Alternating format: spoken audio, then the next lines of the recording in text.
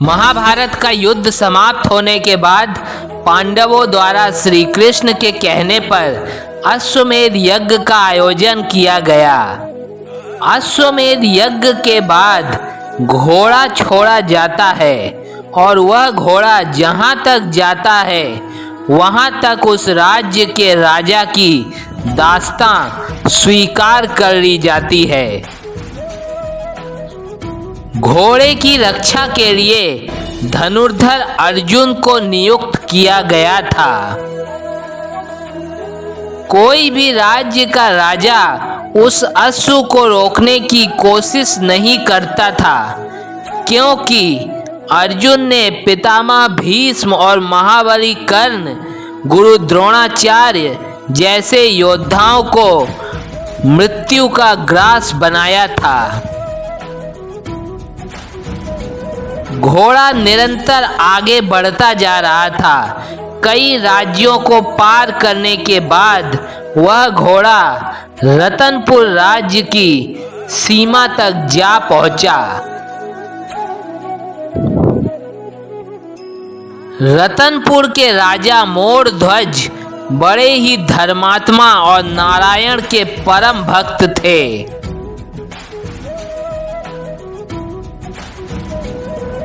राजा मोरध्वज का पुत्र ताम्रध्वज था। ताम्रध्वज ने अल्पायु में ही युद्ध कला में सर्व शिक्षा प्राप्त कर ली थी। ताम्रध्वज ने अश्वमेध का वह घोड़ा रोक लिया। सेना सहित धनुर्धर अर्जुन वहां पहुंचे। उन्होंने उस वीर बालक से कहा, हे बालक, तुमने जिस घोड़े को रोका है वह चक्रवर्ती सम्राट युधिष्ठिर के अश्वमेध यज्ञ का घोड़ा है। इस घोड़े की सुरक्षा में मैं स्वयं खड़ा हूँ। इस घोड़े को पकड़ने का साहस किसी भी राज्य के राजा ने नहीं किया। जिस राज्य में इस घोड़े ने अपने पैर रखे हैं उस राज्य के राजा ने युधिष्ठिर की दास्तां स्वीकार कर ली है।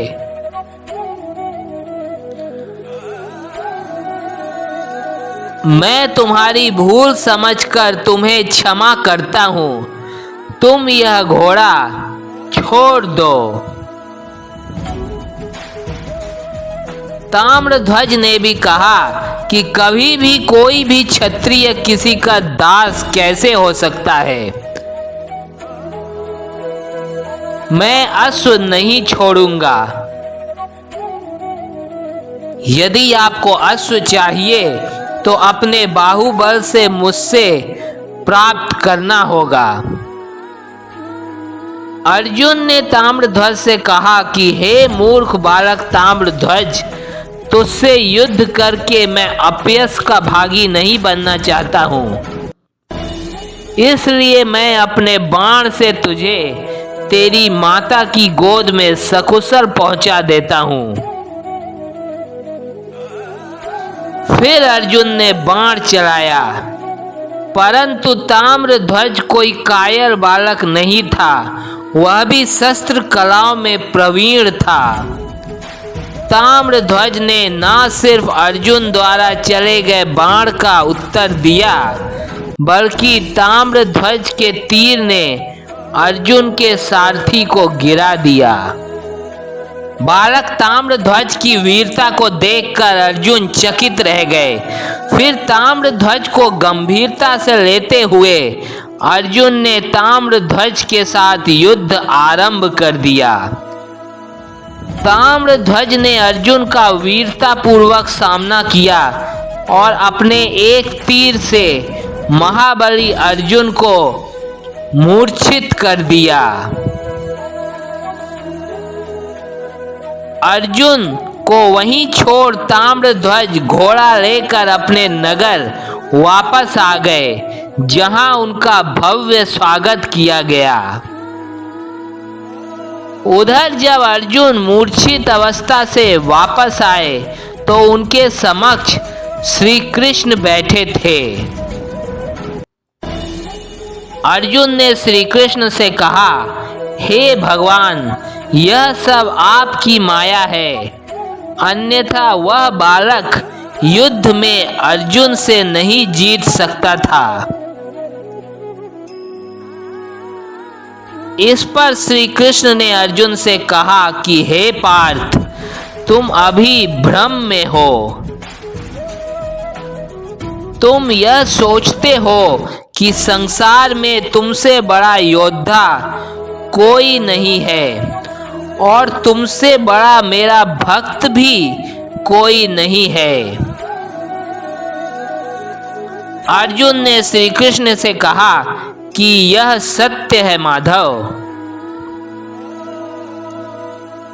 श्री कृष्ण ने कहा कि तुम्हें अपने से बड़ा योद्धा मिल ही गया है, और अगर अपने से बड़ा अब दानी और भक्त भी देखने की इच्छा है तो बताओ। अर्जुन ने श्री कृष्ण से कहा कि मैं अवश्य ही उस भक्त के दर्शन करना चाहूंगा जो मुझसे भी बड़ा आपका भक्त है।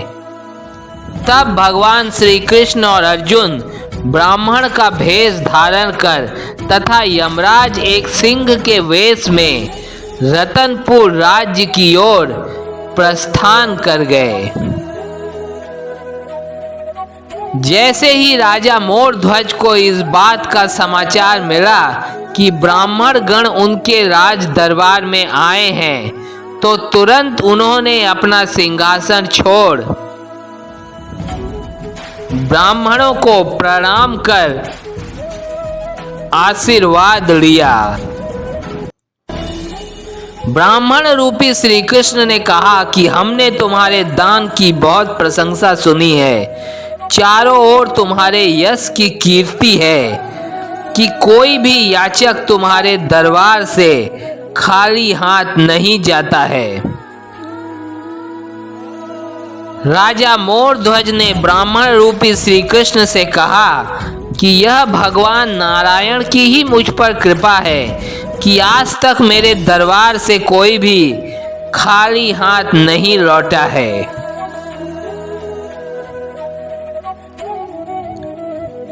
फिर श्री कृष्ण ने राजा मोरध्वज से कहा कि हम तीन प्राणी बहुत लंबे समय से यात्रा कर रहे हैं।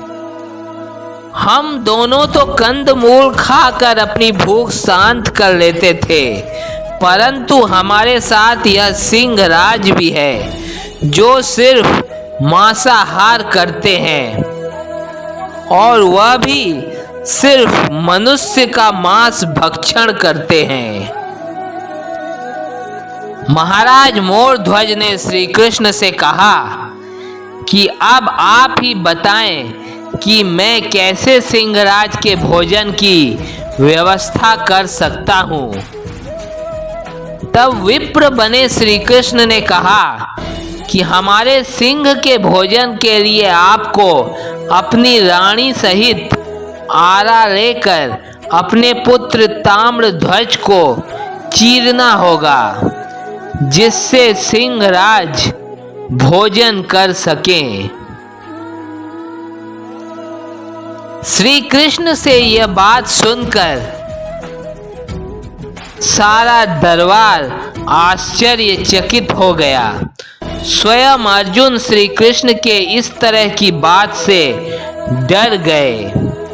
एक क्षण के लिए राजा मोरध्वज भी डगमगाए, परंतु फिर संभल गए। राजा मोरध्वज ने कहा कि हे महात्मा, धन्य है मेरा पुत्र ताम्रध्वज, जिसे आपके सिंहराज के आहार के लिए चुना गया है। श्री कृष्ण ने कहा कि पुत्र को चढ़ाते समय यदि माता पिता की आंखों में आंसू आए तो सिंहराज भोजन स्वीकार नहीं करेंगे। राजा मोरध्वज ने अपने पुत्र और पत्नी को भी राजी कर लिया। अर्जुन राजा के इस समर्पण और वचनबद्ध बातों को देखकर आश्चर्यचकित रह गया। इसके बाद राजा और रानी ने आरा उठाया और अपने इकलौते पुत्र के सिर पर रखकर अपने पुत्र को मध्य से चीर दिया। अर्जुन चौंक कर मूर्छित हो गए। इस तरह से ताम्रध्वज के शरीर 2 भागों में बट गया। सिंहराज ने आगे बढ़कर ताम्रध्वज का दायां भाग खा लिया। तभी ताम्रध्वज की माता की बाईं आंख से आंसू टपक पड़े।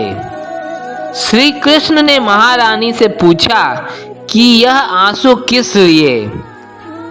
तब रानी ने कहा कि महापितृ भक्त ताम्रध्वज के दाहिने अंग को तो आपने स्वीकार कर लिया, परंतु वाम अंग को छोड़ दिया। इसी कारण से मेरी बाईं ओर से आंसू निकल पड़े।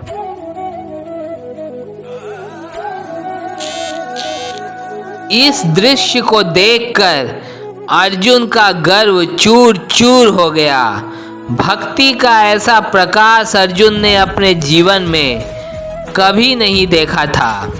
फिर श्री कृष्ण ने राजा से कहा कि अब आप अपने दाहिने तरफ देखें। जैसे ही राजा ने दाहिने तरफ देखा तो ताम्रध्वज जीवित अवस्था में खड़ा था। अपने पुत्र को देख रानी ने उसे गले से लगा लिया। राजा मोरध्वज ने ब्राह्मण से कहा कि आप कौन हैं और किस कारण आपने मेरी इतनी कठिन परीक्षा ली?